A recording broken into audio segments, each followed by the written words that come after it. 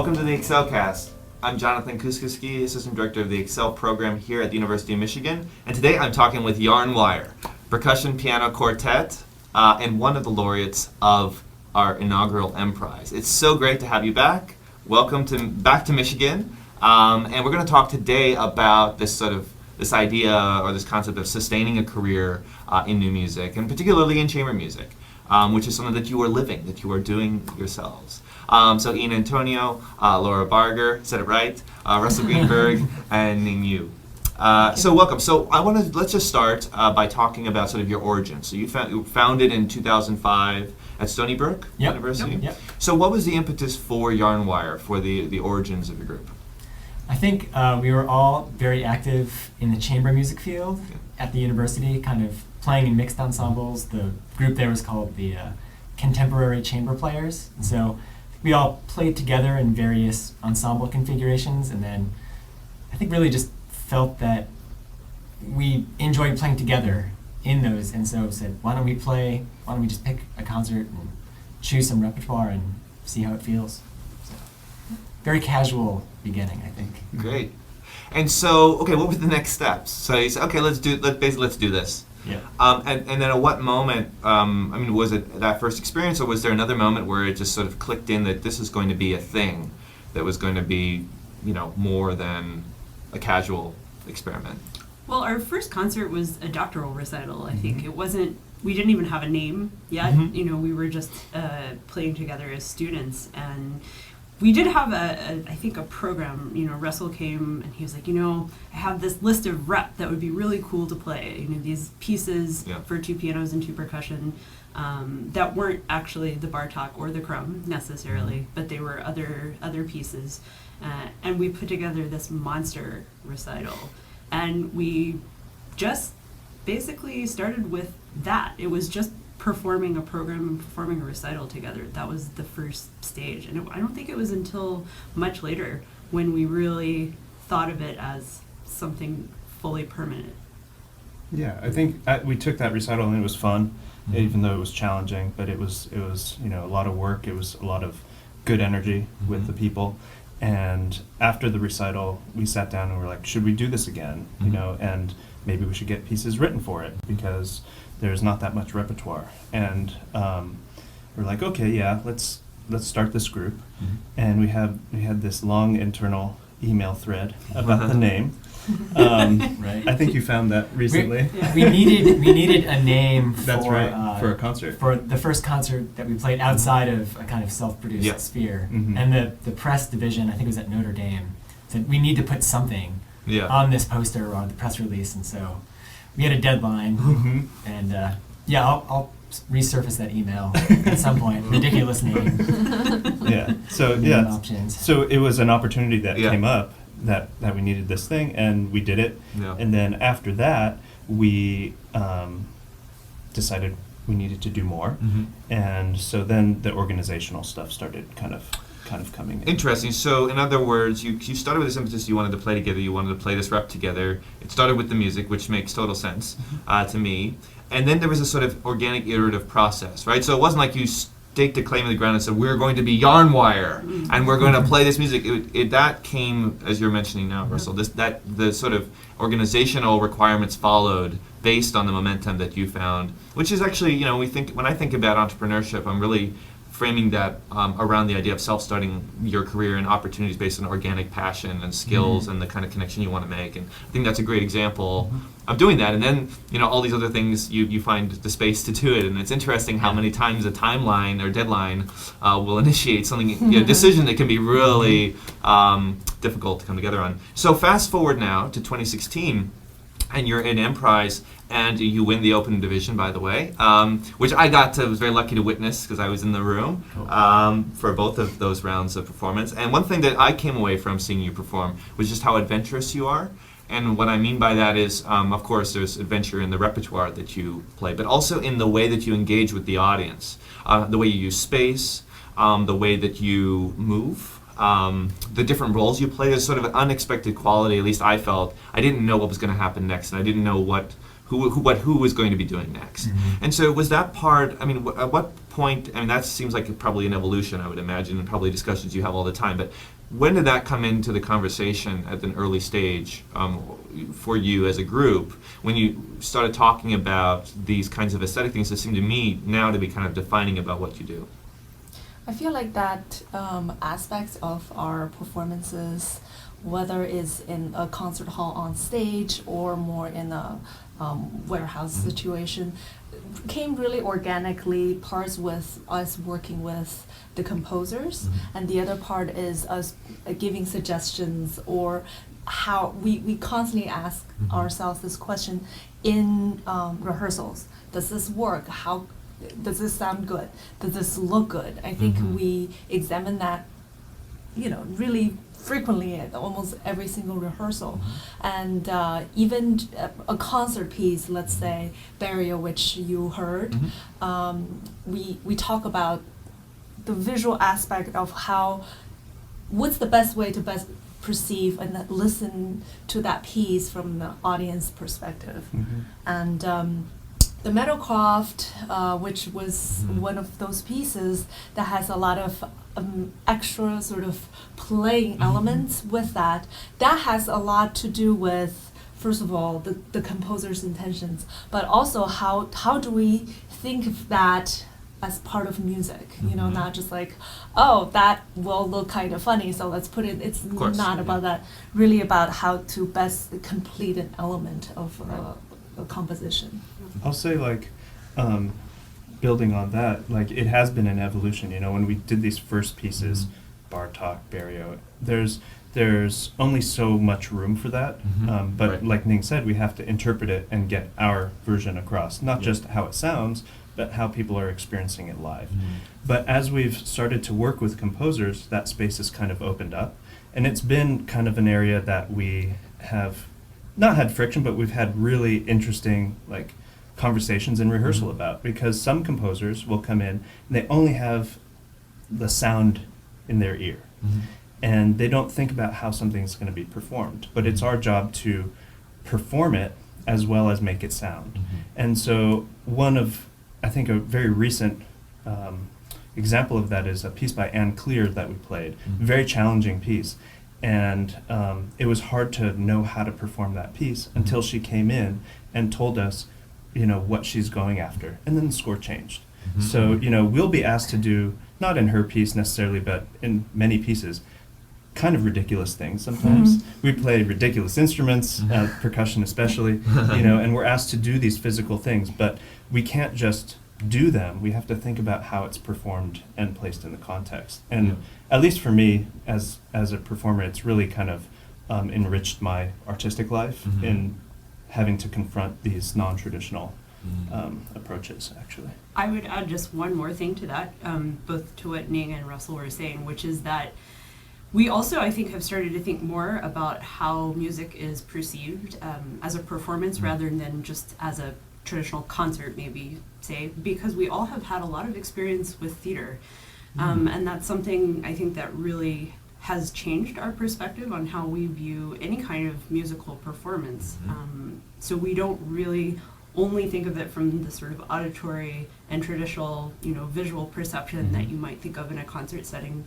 But we think about, like a director might, how does this look? How do we perceive that? If I have to move from one part of the stage to the other, how do I do that without doing the slow gliding walk? So I think that has been something really fortunate, from outside our discipline, that has changed the way we think about what we do. If I could add one more thing, Sure. We're talking on a piece by piece level right now, but also it's kind of branched out into how we view putting a concert together or an event or a project. I mean, there's different types of things that we've done. But, if you're setting up a recital, even just on a very basic level, it should have a flow. I think that's a common kind of feeling that we all have. It should have some kind of flow, that the concert as a thing is then an experience for an audience. It's not just a set of pieces that you happen to have learned, but you can shape, kind of like a DJ does, you can shape the feeling of an audience through an evening. Well, I love how you're talking about a collaborative process when you're talking about working with composers, which is great, and probably one of the most exciting things about working on new repertoire, Yeah, right? Is that definitely. you're working in collaboration, in close tandem in the creative process, but you're also talking simultaneously about attenuation to what the audience experience is. And I'm curious. I didn't know actually that you had different experiences with theater. I'd love to hear a little more about that too, and how that plays into. It makes sense actually. If anyone who's seen Aaron Wire perform, that makes sense. You seem to be very aware and conscious of the total experience that you're creating. So, so how do you make decisions? I want to talk a little bit about that part. So I can imagine early on, you come together and you have sort of external forces forcing you to make some decisions, but on a daily basis, especially now, but let's go back again to sort of early stage Aaron Wire, in that point in your history, what were the kinds of processes or ways you figured out to make decisions in an efficient and fair way that that allowed you to come together and create really effective, adventurous programs? Well, I think something that has emerged kind of between the four of us is an idea of trust. Trusting someone else's instincts and trusting an intuition. And it's paid dividends. Just, someone really feels passionately about one composer and says, I'm going to bring this to the group. This is a great friend of mine, and they really should write for us. And then I think usually we all get on board after a while. So, yeah, trust. We've learned a lot, actually, in Yeah. that way, because we each bring in different experiences and different people that we know. And, if there's a composer that one of us is really strongly opinionated about, Yep. we'll go with it, like Ian said, and Yes. it's been cool. That's great. So you have sort of, it seems like you have some sort of a consciousness, and of course if you play together live, you develop this, it makes sense, consciousness of your different levels of expertise with different repertoire or familiarity with composing, that kind of thing. Great. So early on, what were some of the opportunities? You mentioned one at the beginning. I want to jump back in on that conversation that either came your way or you created for your ensemble once you had made the decision that we want to pursue this. And how did you kind of make decisions at that point about what opportunities would be the right ones to take? Yeah. Opportunities came external from school. Opportunities came from people that we knew, Okay. mostly who were teaching at universities. So one of the first big ones that we had was a show at Notre Dame. Okay. And then the following season, we went up to Dartmouth and did a concert there. So as far as, not self-produced events, those were the first things that came. But everything else that we did outside of a school setting was something that we had organized. So there are a couple spaces in New York City, the Greenwich Music House that has two really beautiful Steinways, and this gallery called Tenry, and they had two pianos there. They didn't match, but they were nice pianos, and people would do concerts there. And so we rented these spaces and put on the programs that we had been working on. So we had to, do it ourselves. Great. And so how did you finance that? I mean, how did you make that work? I mean, I think a lot of students are dealing with that question now. They have the idea, they've got their group, their band, and they want to do something, and then they get held up for whatever reason on that question. So especially regarding self-produced work where, you've got to put the How bill. did we do it? Well, We I think paid. you. Yeah, it's true. I think you call in help from your friends and colleagues a lot in those early stages, and we're really lucky that the school that we went to has still, I would say, a big current and former, alumni base in New York City where we were, living and working. So we were able to sort of say, hey, we're missing a couple of percussion instruments. Can we borrow those from you or rent them at a very reasonable price? And so I think it was really just pooling whatever resources we could find, whether it was our own money or calling in favors from friends. And I think there was an understanding at that point that it wasn't something that we would make money from. So, the idea was that we just really felt strongly that we wanted to do these concerts with the hope that, that it would lead somewhere eventually. But we did. Oh, go ahead. No, I was just going to add to that. It's sort of this feeling of investing in your not just career, but that's the wrong word, but really investing all of you have learned and practiced and rehearsed, but giving yourself sort of an opportunity to present that.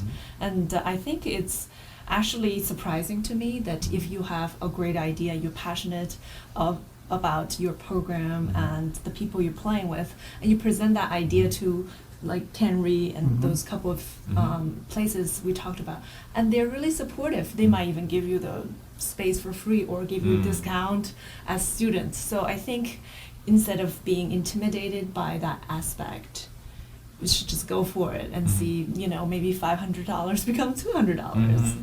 Yeah, I mean, you know, nuts and bolts things for like if students are looking to do this kind of thing, like what does it take? We looked around to see where spaces were possible, and I think Tenry at that point was like $700. Right, it was affordable. You know, yeah, and so split up between 4 people, then you put it in, and you charge a ticket price that hopefully will help with some of that. And like Laura said, we didn't have to pay for percussion gear because we borrowed from friends, took some of the stuff that we had. And so logistics were challenging, but doable. But, you know, the overhead we covered. Able to do it. Able to do it, and, you know, I think for the first couple years, we did not break even. But we also weren't playing 20 concerts a year. We were only doing 1 or 2. And so the hit personally wasn't that bad, but we were just trying to, you know, build it. So can we talk a little bit now, we're talking in the conversation in general about sustaining a new music career, chamber music career, and so there's obviously got to be a certain tipping point or a series of events that lead to momentum that allow you to expand to 20 concerts per year and not have to foot the bill for everything, right?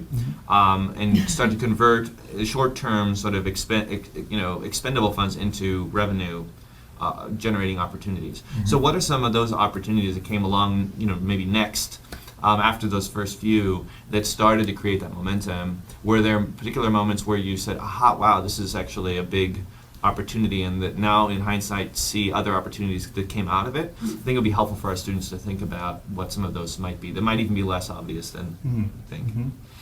I think it's, first of all, you know, just again thinking in this idea of, you know, if somebody wants to do this themselves someday. One of the biggest things is, I think, establishing internally that you work well as a group together, right? Which we've talked about. And then just developing a sort of track record for successful performance. You know, saying we've done, you know, this university residency, or we've done this many university residencies. And not only do we play concerts, we gave classes or talks. And then you have, if you are approaching someone then you don't know, like say a university where you don't know someone, you have this sort of resume, for lack of a better word, to present, you know, as your, since you don't have that personal contact maybe. But I think also for other things, like once you have something, some kind of documentation, whether it's just concert programs of the work you've performed or recordings or videos or whatever, then it becomes much easier to move outside your circle, I guess, as a first sort of stepping stone. That would be something, I think early on, maybe a mistake might be too harsh of a word for us, but we were not good at documenting our first probably 4 or 5 seasons of events. Like, you have programs for them, but audio and visual documentation was in the avalanche of kind of logistical, like getting the stuff to the show, getting the gear, like learning the music. It was an afterthought, and I think maybe it would have behooved us to get that documentation to then use it to generate more performance opportunities. So we're better about that now. I think to add on to the performance elements of the opportunities, I think the next step really to add outside opportunities to help us, for example, government, private fundings and grants. I think because some of the grants, they were specific for performances, so they allowed us to present works that we really want to present in places that might not be able to hear certain types of music, for example. Yeah, I would say that like the grant thing definitely helped later on. to sustain. But it's not, sometimes I hear people and they're like, I'm going to start a 501c3 Yeah. and then I'm going to get grants. Right. You won't get grants for about 5 years. Yes. And so Yeah. what happens in But that it's 5 good years? to But then when you start get early. them, all right, then stuff It can be starts helpful, happening. Yeah. But thinking about what everyone else has said, it's personal relationships Mhm. have really helped a lot. Colleagues, since we formed out of school, we have a lot of alumni that we know, Mhm. and our show at Dartmouth, for instance, came from a colleague of ours Mhm. who then got a job. I see. And our first pianist taught at Notre Dame, Mm. and so he was able to help with that.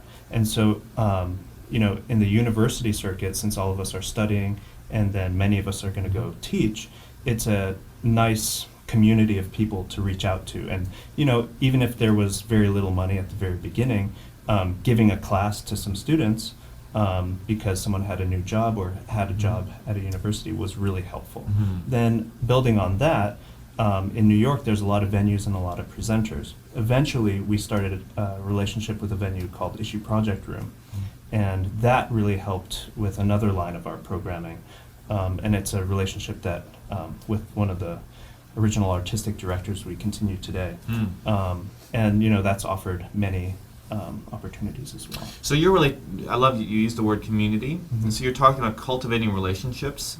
And I think what I'm getting from this story that you're telling is that these relationships were built upon like authentic connection and mutual respect. And these are people that you want to work with and Mhm. colleagues that you trust as well. Yeah.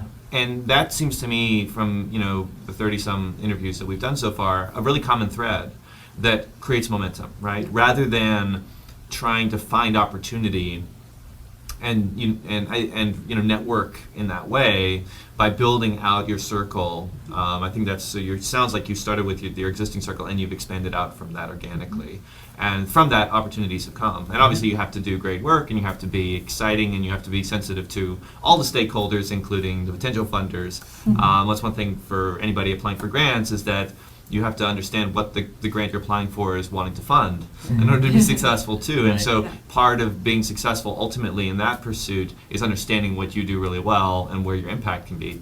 So it seems like nurturing these relationships is also helpful in that front.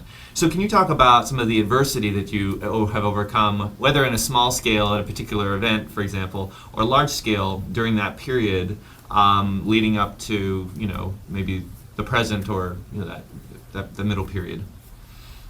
I think the transition from going from being students to being quote unquote professionals or Yeah. freelancers or whatever you want to call that was I would say the umbrella challenge Mhm. that presented a number of smaller challenges, like how do we get pianos once we're no longer in school? How do we have access to percussion instruments that these guys don't own? Mhm. How do we find time for rehearsal in a central location Yeah. that isn't the percussion room at Stony Brook, Yeah.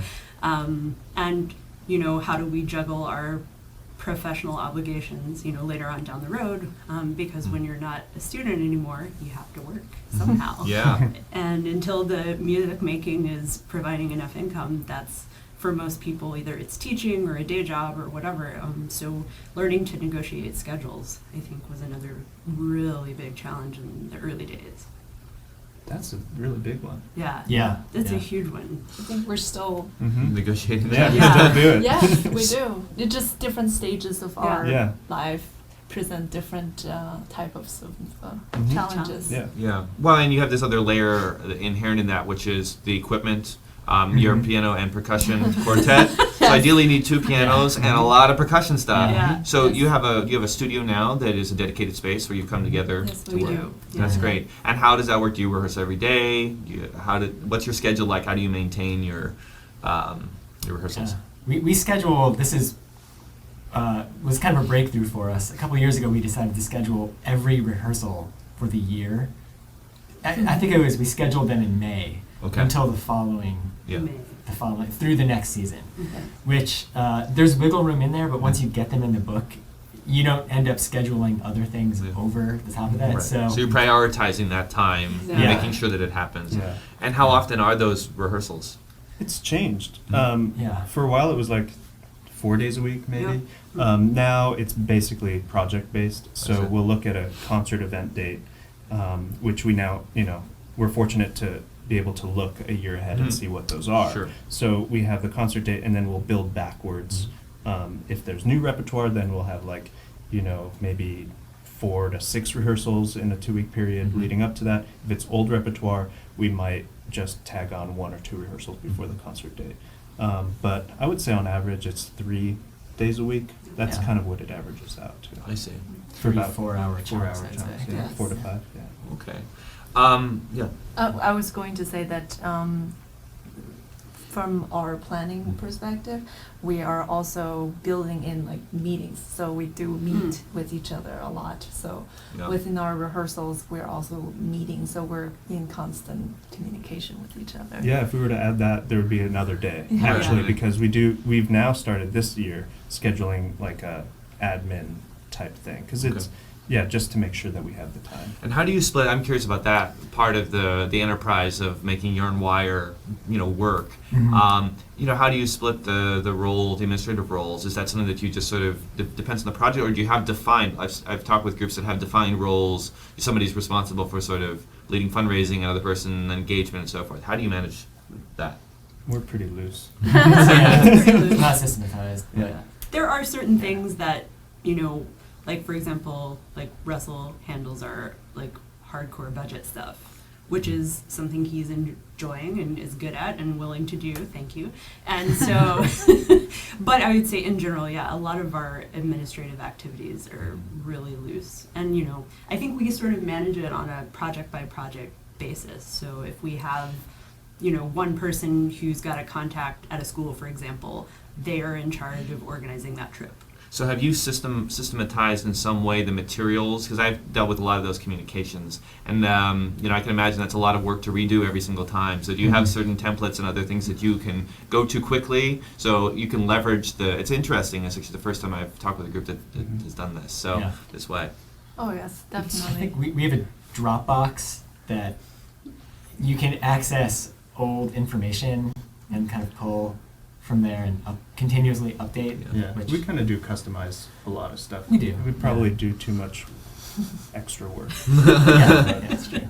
Well, actually, on the other hand, I'm wondering if your format of having sort of interchangeable, it's almost like each of you have the potential to fulfill any of those roles Yeah. that you're talking about, other than maybe the finance stuff, that allows you to leverage the full, capacity and efficient way of the group. If you're not spending 5 days a week, 8 hours a day together with, morning rehearsals, afternoon admin time, Mhm. you have to find a way to be efficient in terms of how you make all those. Let's say you're working on 8 or 10 engagements. Right. It makes a lot of sense to me, actually, that if you know 3 and 3 and 3 or whatever, Yes, you can divide them up, Mhm. and you can do a lot more in a short amount of time. Is that part of your experience, or is that an So, assumption? yeah, I mean, there's another aspect of it. So, like, when at this current point in our career, we have things like payroll and taxes and things like that, we've farmed that out. I see. So we don't do that. We go with professionals. Mhm. Because at some point, it just gets too much. Yeah.